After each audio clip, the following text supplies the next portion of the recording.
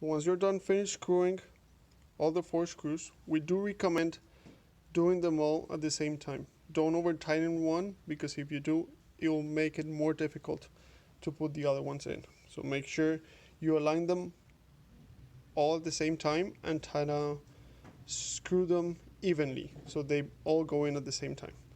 Once they're all screwed, then you can plug back again the pressure switch wires.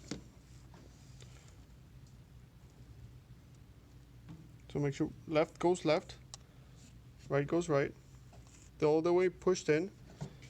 After you're done with that, you can put the pressure switch lid back in.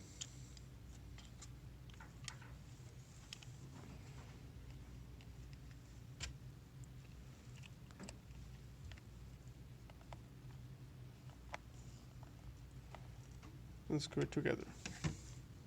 Make sure your nuts are properly screwed tight, and the head change is done.